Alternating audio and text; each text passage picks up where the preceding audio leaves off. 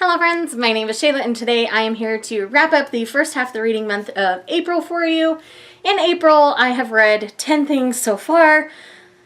My pace doesn't seem to be slowing down very much, but it has slowed down some because 4 of the things I've read were volumes of manga that I basically did in just one day, and I also did a poetry collection. So 5 of these were quick reads for me, and then the other 5 are just normal 300 to 400 page book reads.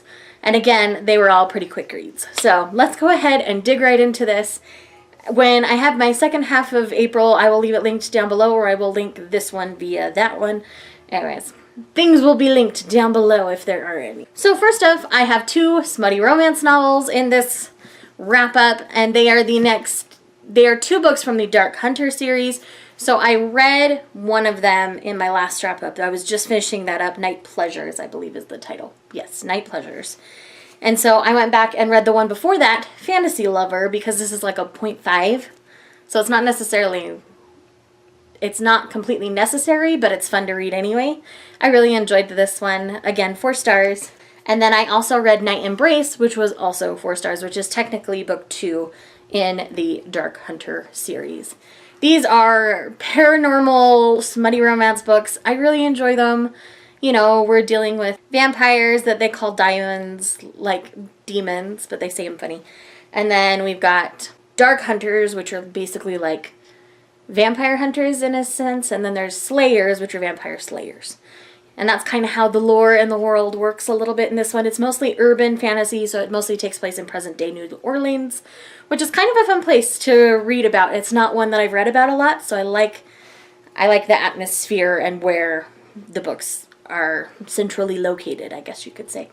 So yeah, that's these series. They're 4 stars, smutty romance. They're fun. The overarching story is pretty good so far, so I do plan on continuing on with this series. Next up, I read book 1 in the Dresden's Files. It is called Stormfront. I gave this book also 4 stars.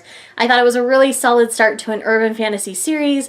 This is like urban fantasy / mystery.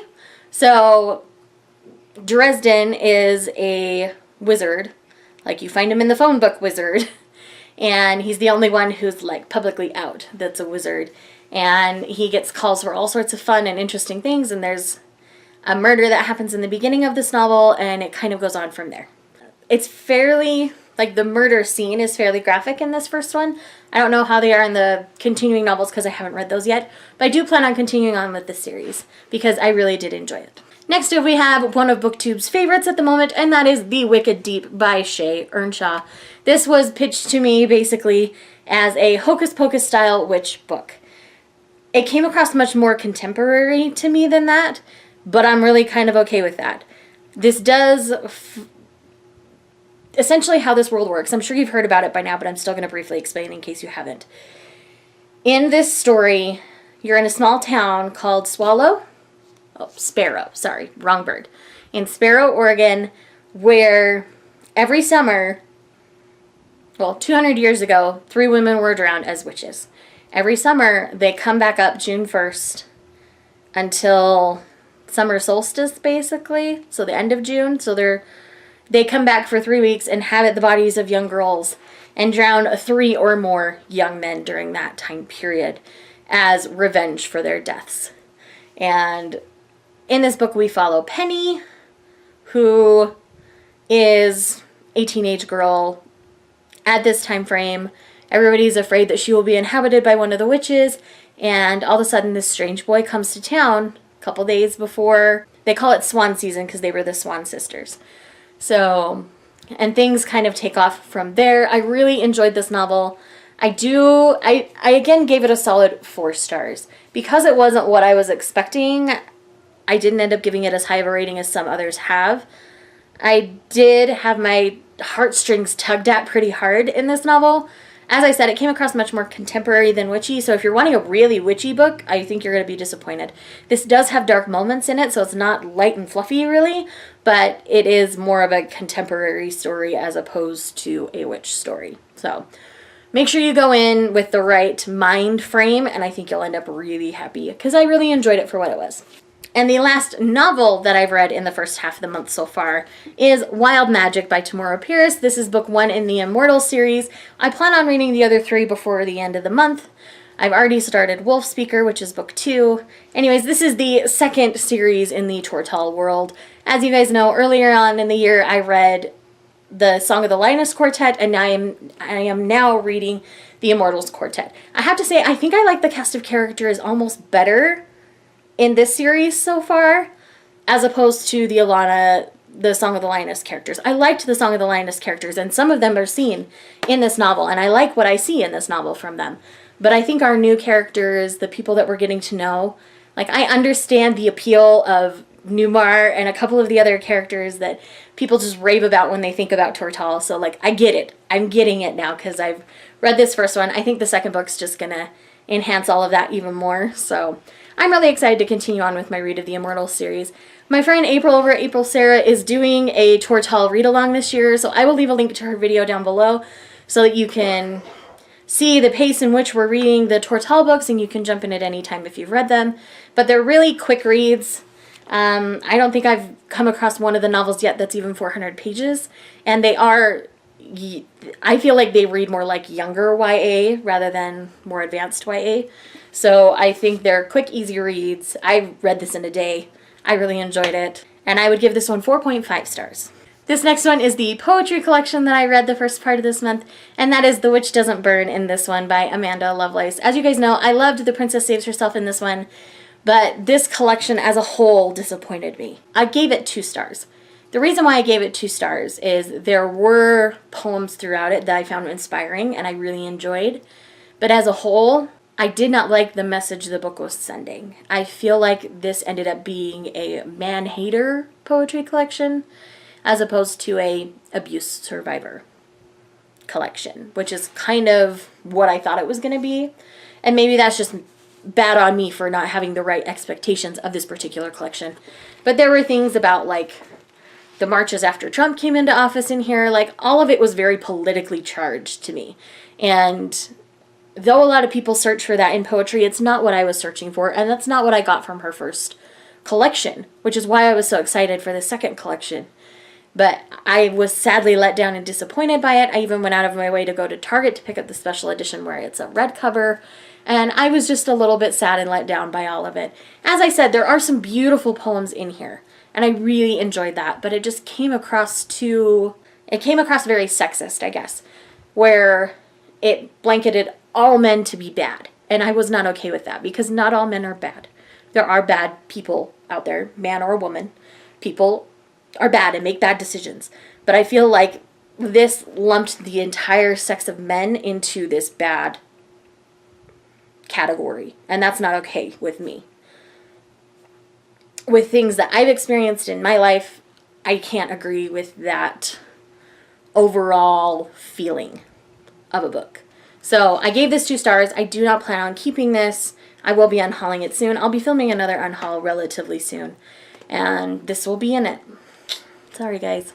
Alright, let's end this video on a high note, shall we? So I have 4 volumes of manga that I consumed in this first half of the month. There's only one that's separate from the others, so I will talk about it first. So I picked up the first volume of Dreaming Sun by Ichigo Takano. This is the same manga artist who did Orange, which I absolutely love and adore. The art style is very much the same. This feels a little more like Fruits Basket, but less paranormal. And I really loved Fruits Basket, so I'm really loving Dreaming Sun. Sorry. And this isn't gonna be everybody's cup of tea, and that's okay. This is very, like, light and fluffy manga, and I like light and fluffy manga sometimes, and this is definitely gonna fit the bill for that for a while. 5 stars, by the way. I really enjoyed it. And last but not least, Volume 6, Volume 7, and Volume 8 of Ancient Magus Bride. I am now current with the mangas that have been published in the US, and I am dying right now. Volume 8 leaves on the biggest cliffhanger ever, and I have to wait till September to find out what happens, and I'm kind of dying over it. So I should have waited. I should have not binge read this series so quick. I basically read the entire series in a month, and it's 8 volumes. And I love this. I love Chise. I love Elias. I love the world. I love how much Faye is tied into this story. I never do it justice in giving it a description, so you can go and look it up. There's a anime with this, and I've watched the first episode of the anime dubbed on Funimation, and it's really good. So, anyways, guys, this manga series is so good.